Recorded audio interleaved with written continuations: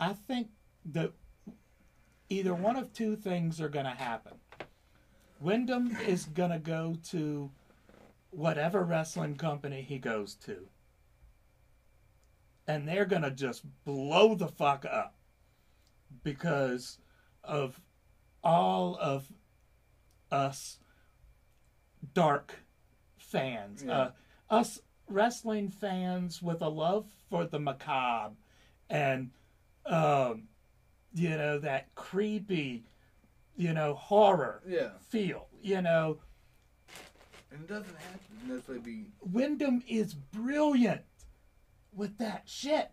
The Bray Wyatt character was... That whole... fuck! The Wyatt family or whatever it was. Yeah. Like when they first came out with the... Ain't it? And then all the way the Fireflies. up... Yeah. Whatnot. Yeah, there we go. Up to the Firefly Funhouse. And the... Shit, I'm sorry. I'm fucking blazed. But... the Firefly Funhouse and the Fiend. Yeah. Let me in. Let me in, baby. What's the chances of that I start watching wrestling again, buy a fucking shirt with a Fiend on it, and then 2 days fucking later, get the fuck out of here. Pretty much, well, it wasn't that fast, but it was like, I bought the shirt, then that WrestleMania match with Randy Orton happened. Which, what the fuck was that shit? Right. And then he did one Firefly Funhouse, and you never saw him again. Yeah. Gone. And then that Lily dumb shit with Alexa. Yeah. And that was fun. I was done. That could have gone, the Lily character, I think, could have gone in a much better, bigger way. It had a lot of fucking potential. The fucking WWE people just... It's ridiculous. I mean, it's obscene in character. It's just... Yeah. It's ridiculous. It's 90%, well not 90%, because then I'll be lying, and I don't want to, but a good half of the show is nothing but monologues and poor promos now. Yeah. It really, I mean... And they're not even great promos. To be fair, fair... You have Ric Flair out there hooting and hollering is different. I haven't really been watching for the past, probably 3 or 4 months at least. I watched the episode after WrestleMania. It's the first one I've watched in months. Yeah. And I only watched it because it's the one after WrestleMania. I wanted to see Roman Reigns come out there and talk shit. If I can paraphrase a great movie, I don't need the wrestling when I have WrestleTalk. I got WrestleTalk. I don't need wrestling. Yeah. Sponsor us. Why not? I got Jim. I'll wait a week and hear what Jim Cornette says, and then laugh at some of it, and some of them, like, you're just being bitchy. Like, I do get mad when he says things like, "Well, I'm not interested, so I just fast forward it." Well, just because somebody can get better and do something that interests you if you give it a fucking chance instead of just fast forward it every time you see fucking Tubby G on the fucking screen, Right. But the other thing that might happen is Wyndham's going to go full-on movie. Now, that's what I've heard. Because I've heard that's why he hasn't signed with the wrestling companies, because he's doing movie stuff. I think that he's a brilliant mind that's going to do great no matter where he goes, no matter what he does. Maybe it's just me having a dream project thing, but like him and Jordan working together. Yeah. I could see their minds working together. You know what I mean? Yeah. The last I heard, he was working on a movie back in, right around after he was released from the WWE. That's why he didn't get immediately after that 90 days. Yeah. Because everybody in AEW was expecting and to a whole show bunch up. of fucking toxic fans on the internet talking shit about, whatever. Man, I ain't gonna be mad if dude wants to sit home and not do anything at all. I mean, I assume you've heard about the Cody Rhodes thing. You know, about him going back to WWE. Oh, yeah, yeah. And Again, I got Wrestletalk. I do got Wrestletalk. So everybody's shitting on that, you know, fuck Cody Rhodes, he's a sellout motherfucker, blah. Like, I don't know if you saw the comments John left on my post, you know what I mean? You're right. He did sell out for the money, and he did, but I'd have fucking done it too. Did you? I know you probably didn't see it because the rest of it, but he went from getting booed and people throwing his merchandise back out at him from the fans to being cheered by 75, 80,000 people and being welcomed. You know what I mean? Like, that's a fucking hell of a decision if you ask me. It's a pretty easy decision to make. Ain't it? Like, damn. I've heard, too, that part of his contract is that he's going to get one of them belts. That eventually he's getting the world title. Which sucks that if that information is leaked out in someone's contract. Like, that kind of ruins the whole fucking point of the show. If we know it, you know what I mean? A lot of people hate Roman Reigns hold that title that long. Yeah. But at this point, I've started to like it. People got mad at John Cena for holding the title for all that time. People got mad at Ric Flair for holding the title for a long time. People got mad at Hulk Hogan. I was going to say Hulk Hogan. People was mad at him for holding the title. Bruno Sammartino, you know? He had, 5 years straight or some shit? Yeah, it was fucking crazy. I wasn't even around then, but, you know. Yeah, neither was I. Yeah. But I know the legends. I know the legends. People got mad at fucking, what's her name? God, what was her name? She held on to the women's title for 8 years or some shit. Damn it. And she never actually lost it. Was it Moolah? Yeah, the great Moolah. Fuck, man, you know? Everybody hated that bitch. Everybody. You know? Every woman that wrestled hated her. The thing I strive to be as a wrestling fan is not the toxic wrestling fan, you know?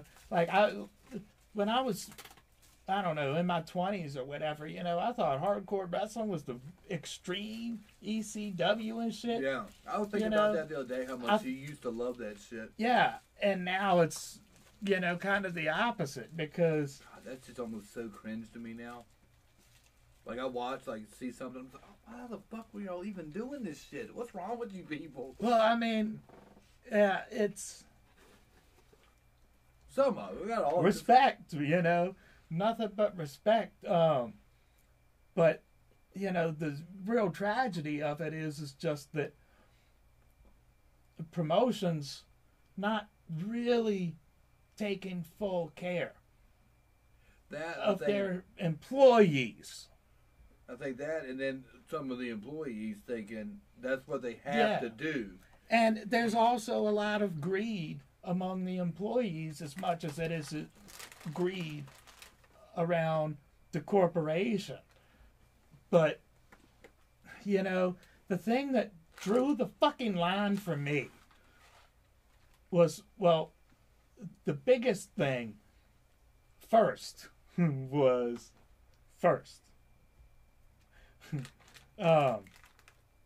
leaving your workers stranded at the mercy of the Saudi royal family on the tarmac. Bitches, you know what I mean? Had just murdered a fucking journalist. And then, as soon as the fucking pandemic starts to let down just a little bit at all, you go back to do another show. Done. Fucking done. That was when I started boycotting too, when they went back this last time. Yeah. I mean, it was right around the time that they released Bray Wyatt. Yeah. You know? And, I was just starting to give you another chance after another 10-year, 20-year hiatus or whatever it was. And right. You know? And then you fucked me in the ass. I give Vince a lot of credit for a lot of things as far as, you know, building something and, you know, leading by example in the ring. You know, he didn't do what other promoters did. You know, other promoters that also got involved with matches won world titles and carried those world titles as champions for sometimes years at a time. Or like some shit like and that happened back in the 80s, though, like when Dusty Rhodes was the booker and always booking yourself on top. And oh fuck, what WrestleMania was it? Young Bucks doing that shit now. The Hulk Hogan versus Vince McMahon WrestleMania match was bloody as fuck, you know. But oh yeah. He has put his body out there, you know, on those tables and everything himself for the benefit of the company over his own body. It took a stunner at 76 last weekend. And to a sense, his own ego, because Vince would get out there and humiliate the fuck out of himself. You know, I mean, there's almost nothing that ain't off limits with him. And, you know, that's not what other promoters have done that also wrestle in their company. And in this scenario, you know, it's a good thing. But if you have employees that can't contract other places, they're not independent contractors. They're employees. And you have to give employees benefits. You have to give them some health care. You have to give them, I think they should just go ahead and make them employees and not, you know what I mean? Just... the independent contractor thing is fucking bullshit. Bullshit. That's like Grubhub. You know what I mean? I was an independent contractor through Grubhub. But I could also work for DoorDash. Right. Or go fucking work at Arby's. Right. That's what an independent contractor is. And if I decided not to work today, I didn't work today. And there wasn't shit anybody could say about it. Because I was a fucking independent contractor. Now, they could terminate my contract because I didn't work enough for their liking. Ain't it? And yet... that's one of the terms of my contract. WWE employees can't have their own Twitch channels or OnlyFans accounts without WWE's permission. Just ask Tony Storm, because he opened the OnlyFans and joined AEW like in 2 weeks of each other, you know what I'm saying? You know? And I'm still not that impressed with Tony Storm. Let's just get that out there. I mean, she's cute, yeah. I mean, her OnlyFans might be worth watching, I'll be honest. I haven't seen it, but her wrestling, I'm not that impressed with. Women got to be really good. I haven't seen her much. Women have to be really good to impress me in wrestling. They just have to make it look realistic enough for me to get into it. And there's only a handful of them out there, I think, that are that good right now. Around the time I stopped watching, you know, I mean, Alexa Bliss was one of my favorites. There was a lot of talent on the female roster around the time that I stopped watching altogether, because, you know, that was one of the highlights. And Charlotte Flair, Becky Lynch, you know, fucking Asuka, you know, there wasn't nobody ready for Asuka for real, man. Asuka was something special. Her and Bayley are both hurt right now. Yeah. So neither one of them were at WrestleMania. I think that kind of hurt a little bit. But you did have Charlotte versus Ronda and Bianca versus Becky. Yeah. Which I think that stole the show. I think the match that was like, God damn it. And Stone Cold Kevin Owens, of course, like fucking blew the house out. And but yeah, I heard that this was one of the best WrestleManias in a long, long time. You definitely got you into it. You know? Yeah. The WrestleTalk gave it a really good review. Sponsor me. Sami Zayn's character's dumb, and you know, like, because he's supposed to be. But I really like Sami Zayn. Like, that man works. You know what I'm saying? And he's good. He knows what he's doing, and he was funny at that show. I got a video. I gotta show it to you later, man. Where he's comes out in the crowd talking trash, and Charlottesville's full of stupid hicks. You all suck. You know, blah blah. You know, your typical in your local town heat. You know what I mean? And no storyline, you know what I mean, type stuff. That's gorilla position. You know? And So he comes down there, and he's in the middle of a match. I can't remember who he's fighting in this thing at this show. And he just stops and gets the mic back, from the ring announcer or whatever. You leave me. I'm trying to do my job here. Would you people shut up? Like, it was just hilarious. I loved it. Last show I went to in person was a long fucking time ago. I mean, it was probably the Meet the Superstars in Waynesboro. And that was kind of cool. I got to see Scott Hall that night. That's cool. And fucking Kamala came out there fucking bouncing on his belly, and they had some young guys in there, that I didn't fucking know, but was pulling on some fucking crazy shit. But it's kind of your standard, local high school gym appearance wrestling show kind of thing, know. But it was a cool night. It was it the Rock and Roll Express? Yeah, I love the rock and roll. Come out there, but I have a weird feeling watching the old timers get out there and go, because I enjoy seeing the guys out there wrestle and shit again, but at the same time it fills me with a little bit of guilt, Dude, you might have to do it with me one day. Ricky Morton runs a wrestling school. Yeah. Down in Tennessee, called School of Morton, and they put on shows and shit like that. And I've been thinking about going down there one day to watch one of their shows or something, just for old shits and giggles. But I'm with you. That's like watching Sting on Dynamite sometimes, where I'm just like, God damn it, man, he's 62 years old. The fuck is he out here jumping through tables for and shit? Like, That's same what fucking Vince. Of course, they gave Vince a a squatch, a Swiss watch, whatever match, a squatch match. But old swatch. Oh shit. Oh. As much as I think Vince is a dirty, corporate, greedy son of a motherfucking bitch that don't give a fuck about nobody, the lower and middle talent on his pool of employees. But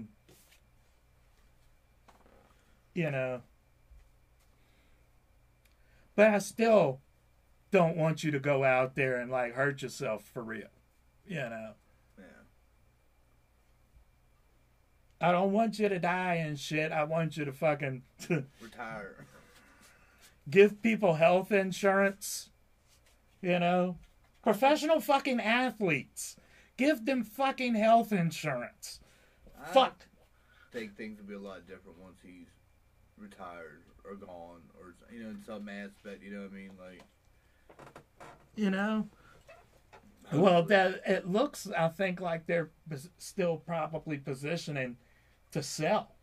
Oh yeah, I'm sure eventually a corporate board is going to own WWE. Yeah. And that's what I mean. That's when things like that will change, when a corporate board owns them. But they'll probably unionize when that happens too. Yeah, I mean, there's a lot of good and bad that's going to come from that. But at this point, I'm grateful to WWE for my whole childhood, and I'm grateful more to the performers and the athletes out there performing for me, But fuck,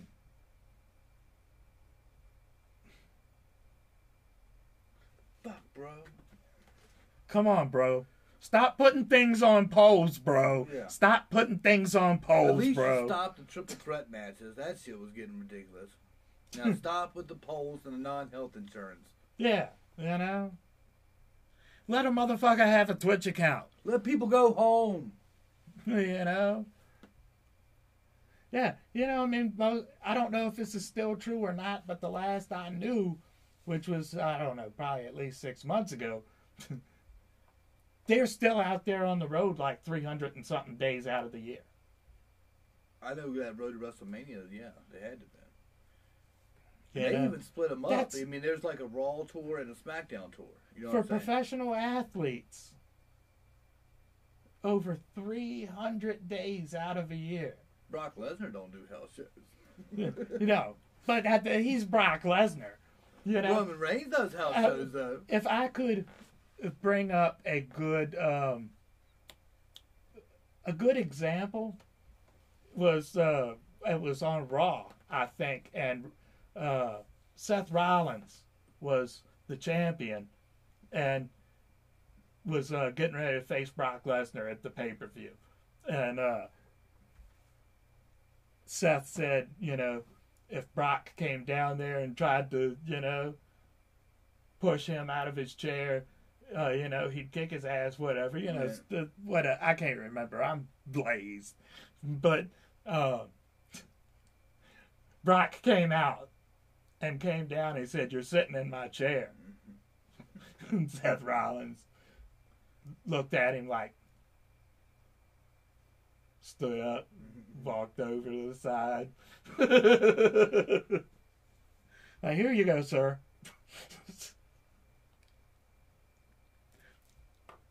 I mean, Brock did, he, made a lot of mistakes in his, like I think was it football he tried to play first or tried to go back to. whatever, it just didn't pan out well once he left the WWE. And then ended up going to, Japan first and then to the UFC or was doing MMA, wherever the fuck it was. I think it was UFC. But, took that title and, held on to that fucking title. And,